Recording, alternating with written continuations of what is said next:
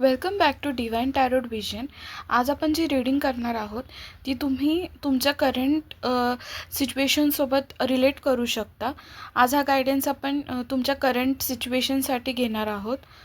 So तुमचे जे काय प्रॉब्लेम्स असतील किंवा जे तुम्हाला कोणती गोष्टीसाठी तुम्ही वेट करत असाल तर ते क्वेश्चन्स तुम्ही रिपीटेडली मनात बोलू शकता जोपर्यंत मी तुमचे कार्ड शफल करत आहे.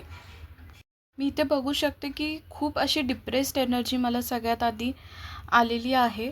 तर इथे जे पण लोक ही रीडिंग बघत आहेत मी बघू शकते की हाफ ऑफ द क्राऊड जो व्हिडिओ बघत आहे ते त्यांच्या लाईफमध्ये काही ना काही प्रॉब्लेम्स तरी फेस करत आहेत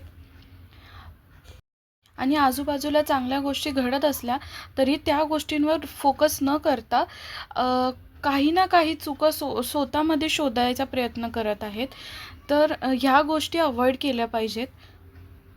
आणि इथे मी बघू शकते की खूप लोकांच्या रिलेशनशिपमध्ये प्रॉब्लेम्स येत आहेत किंवा फाईट झालेले आहेत, डिप्रेस फील होत आहे. तर मी एकच सांगेल की तुम्हीही समोरच्या व्यक्तीसोबत क्लिअर कम्युनिकेशन केलं पाहिजे. त्यानंतरच तुम्हाला जे ॲक्शन्स घ्यायचे ते घ्या. इवन तुमच्यामध्ये भांडण जरी झालेले असतील तरी तुमचा पर्सन किंवा तुम्ही एकमेकांना स्पाय करत आहात.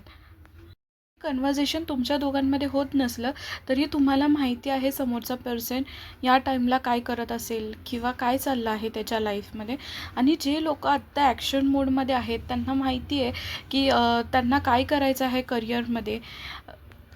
ज्यांनी ऑलरेडी प्लॅनिंग केलेली आहे मी इथे बघते की ते लोक एकदम ॲक्शन मोडमध्ये आहेत आणि लवकरच ते त्यांना सक्सेस भेटणार आहेत. ते त्यांच्या फायनल डेस्टिनेशनवरती पोचतील आणि ते सगळं काय अचीव करतील जे जे ज्या गोष्टींसाठी ते आता मेहनत करत आहेत. आणि इथे मी बघू शकते की खूप लोक आहेत ना ओव्हर थिंकिंग करत आहेत, म्हणजे रात्रभर विचार करत बसणं गोष्टींबद्दल. तर मी इथे एकच सांगेन की विचार करत बसण्यापेक्षा त्या गोष्टींवरती तुम्ही ॲक्शन घ्या आणि पॉझिटिव्ह वेमध्ये ॲक्शन घ्या. जर तुम्ही पॉझिटिव्ह विचार कराल तर ऑब्व्हियसली पॉझिटिव्ह गोष्टी तुम्ही लाईफमध्ये अट्रॅक्ट करणार आहात. ते मी बघू शकते की काही गोष्टी तुमच्या मनासारख्या होतील पण तुम्हाला थोडं वेट करावं लागेल. मला जरी वाटत असेल की तुमचे प्रेयर जे आहेत ते ऐकल्या जात नाही आहेत किंवा कोणी तुम्हाला नाही आहे, तसं काहीच नाही आहे. वेळ आल्यानंतर तुम्हाला सगळ्या प्रश्नांची उत्तरं भेटतील. तोपर्यंत तुम्हाला तुमच्यावरती काम करायचं आहे, सेल्फ फोकस्ड व्हायचं आहे. ते मी बघू शकते की खूप लोक आहेत ना स्वतःकडे दुर्लक्ष करत आहेत.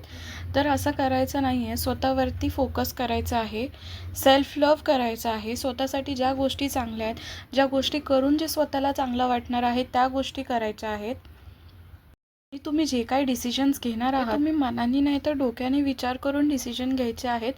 कारण कधी कधी तुम्ही इमोशनली विचार करून डिसिजन घ्यायला जाता पण त्यामुळे मे बी तुम्हीच प्रॉब्लेममध्ये फसता.